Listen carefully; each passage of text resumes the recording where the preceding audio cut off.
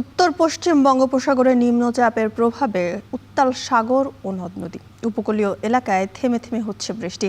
বঙ্গোপসাগর উত্তাল থাকায় কক্সবাজারের সতর্কতা সংকেত বহাল রয়েছে। বৃষ্টির কারণে রাঙামাটিতে পাহাড় ধস ও ভূমিধসের শঙ্কা দেখা দিয়েছে। এদিকে টানা বৃষ্টিতে তলিয়ে গেছে চট্টগ্রামের অনেক নিচু এলাকা, তৈরি হয়েছে জলাবদ্ধতা। এ নিয়ে বিস্তারিত জানাতে কক্সবাজার থেকে যুক্ত হচ্ছেন মোহাম্মদ মোর্শেদ, রাঙামাটি থেকে যুক্ত হচ্ছেন জিয়াউর রহমান জুয়েল এবং চট্টগ্রাম থেকে যুক্ত হচ্ছেন ফয়সাল করিম। শুরুতে যেতে চাই কক্সবাজারে মোর্শেদের কাছে। মোর্শেদ, সাগর উত্তাল কেমন দেখছেন এবং সতর্কতা সংকেত নিয়ে কি বলছে প্রশাসন?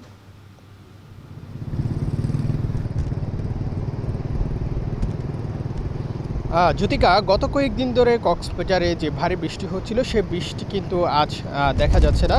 যদিও বা সমুদ্র বেশ উত্তাল রয়েছে, এখনো পর্যন্ত ৩ নাম্বার সতর্কতা সংকেত বহাল রয়েছে। আমরা দেখতে পাচ্ছি সকাল থেকে সমুদ্র উত্তাল থাকলেও কিছু কিছু পর্যটক কক্সবাজার সৈকতের সমুদ্রের যে সৌন্দর্য সেটি দেখতে আসছেন।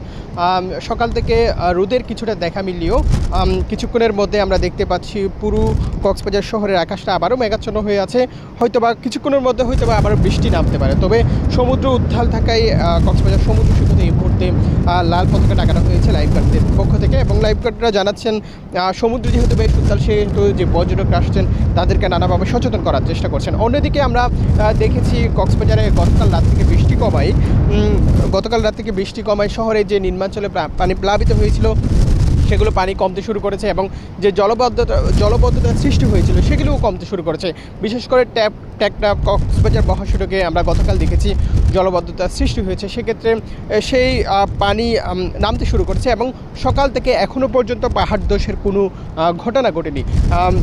আপনি নিশ্চয়ই জানেন যে গতকাল ভয়াবহ পাহাড় ধসের ঘটনায় রোহিঙ্গা ক্যাম্পে 8 জন এবং কক্সবাজারে 1 জন সহ মোট 9 জনের প্রাণহানি হয়েছে, এবং সন্ধ্যায় পেকুয়াতে কক্সবাজারে আরেকজন শিশুর প্রাণহানি হয়েছে। মোট পাহাড় ধসে গতকাল 10 জনের প্রাণহানি হলেও তবে সকাল থেকে বৃষ্টি কমে যাওয়ায় কোনো ধরনের পাহাড় ধসের ঘটনা ঘটেনি। তবে আমরা দেখতে পাচ্ছি কক্সবাজারে বৈরী আবহাওয়া এখনও বিরাজ করছে এবং সমুদ্র বেশ উত্তাল রয়েছে। পাশাপাশি সমুদ্রের যে উত্তাল সমুদ্র সেটির সৌন্দর্য দেখতে পর্যটকরা ছুটে আসছেন সকাল থেকে, সেই দৃশ্য দেখতে পাচ্ছি। এবং বৃষ্টির পূর্বাভাসে বলা হয়েছে, আবহাওয়া অধিদপ্তর থেকে বলছেন আরও কয়েকদিন পর্যন্ত বৃষ্টি থাকতে পারে। তবে সতর্কতা সংকেত যেহেতু এখনও পর্যন্ত বহাল রয়েছে সেহেতু কক্সবাজারে যে সমুদ্রগামী ট্রলারগুলো রয়েছে, বিশেষ করে মাছ ধরার ট্রলার, সেগুলো আরও কয়েকদিন আগে থেকে কক্সবাজারের উপকূলের কাছাকাছি চলে এসেছে। এবং আমরা যে ট্রলার মালিক আছে তাদের সাথে কথা বলেছি, তারা বলছেন কয়েকদিন আগে থেকে বঙ্গোপসাগর থেকে সব ট্রলার চলে এসেছে। আবহাওয়া পরিস্থিতি স্বাভাবিক হলে তারা আবারও সমুদ্রে মাছ ধরতে যাবে, সেটি আমরা জানতে পেরেছি। এবং কক্সবাজারের সকাল থেকে আমরা দেখতে পাচ্ছি কোনো ধরনের বৃষ্টি হয়নি এবং রোদের দেখা মিলেছে কক্সবাজার সৈকতে, এবং দেখতে পাচ্ছি কখনো রোদ কখনো মেঘের আনাগোনা এমন একটি পরিস্থিতি কক্সবাজার সৈকতে বিরাজ করছে। তবে সমুদ্র উত্তাল রয়েছে এবং এখনও পর্যন্ত 3 নাম্বার সতর্কতা সংকেত বহাল রয়েছে। যদিকা এই ছিল কক্সবাজার সমুদ্র সৈকত থেকে সর্বশেষ। এবার যেতে চাই জুয়েলের কাছে। জুয়েল, রাঙামাটিতে পাহাড় ধসের আশঙ্কা দেখা দিয়েছে, এ নিয়ে প্রশাসন কি উদ্যোগ নিয়েছে?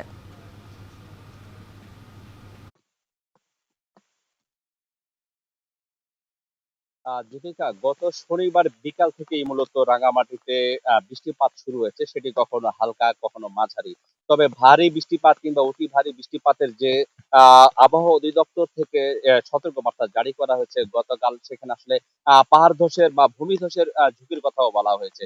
সেই জায়গাটি আমরা এখনো দেখেছি যে সেভাবে আসলে ভারী কিংবা অতি ভারী বৃষ্টিপাত রাঙামাটিতে শুরু হয়নি, যার কারণে এখন পর্যন্ত জেলার কোথাও পাহাড় ধস বা ভূমি ধসের কোনো ঘটনার সংবাদ জেলা প্রশাসন নিশ্চিত করতে পারেনি। বলে রাখি যে এই যে পাহাড়ে যখনই বৃষ্টিপাত শুরু হয় মানুষের মধ্যে এক ধরনের আতঙ্ক ছড়িয়ে পড়ে। বিশেষ করে প্রশাসন তখন বেশ তৎপরতা দেখান, কারণ এখানে পাহাড়ের পাদদেশে বলা হচ্ছে যে যদিও জেলা প্রশাসনের কাছে সুনির্দিষ্ট কোনো পরিসংখ্যান নেই যে কত সংখ্যক মানুষ বসবাস করেন পাহাড়ের পাদদেশে ঝুঁকিপূর্ণ ভাবে, সেই জায়গায় বলা হচ্ছে যে অন্তত লক্ষাধিক মানুষের বসবাস রয়েছে জেলার সদর সহ আরো যে 9টি উপজেলা রয়েছে সবগুলো মিলিয়ে।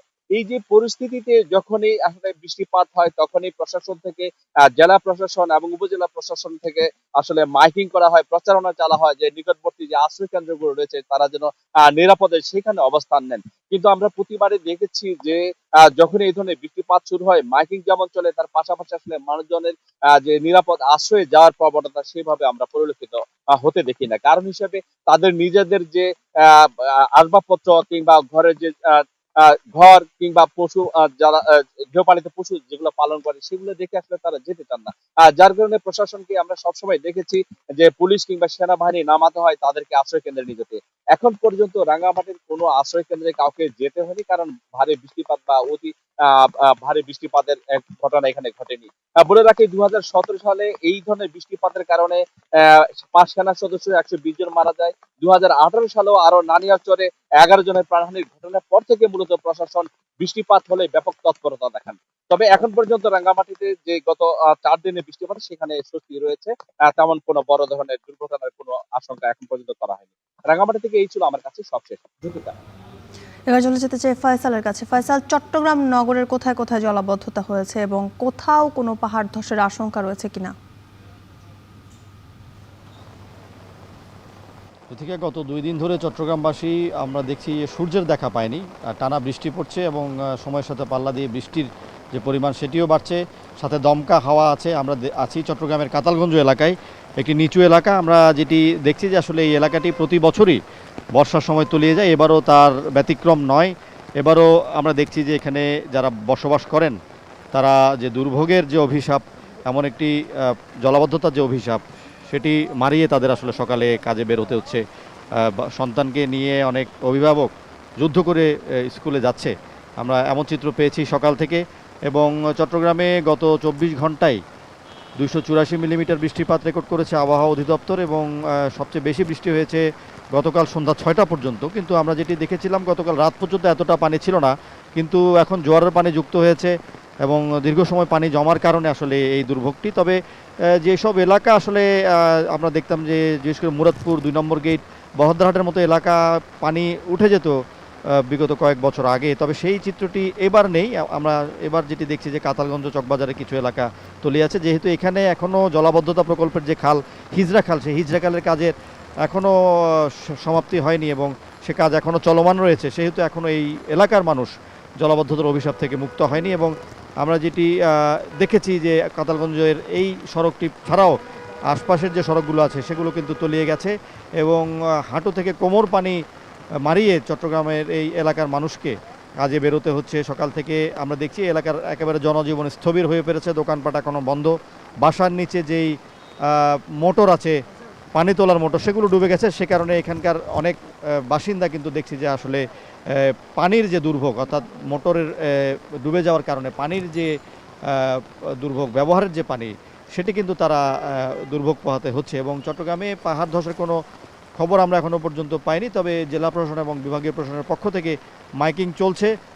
নিরাপদে অনেক বাসিন্দাকে সরিয়ে নেওয়া হয়েছে। তবে পাহাড়ের অনেক বাসিন্দা আসলে আমরা যেটি জানি যে প্রতি বছর এই সময়টাতে তাদের দূরদর্শিতা কিংবা সচেতনতার অভাবে কিন্তু সেখানে পাহাড়ে রয়ে যায়, যে কারণে দুর্ঘটনাগুলো হয়। তো আমরা এখনও পর্যন্ত পাহাড়ে মাইকিং দেখছি, সচেতনতামূলক কার্যক্রম চলছে।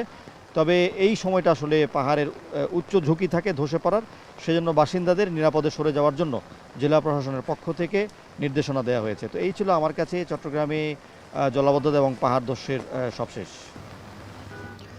বঙ্গোপসাগরে নিম্নচাপ এবং পাহাড় ধসের খবর জানাতে যুক্ত ছিলেন সহকর্মীরা।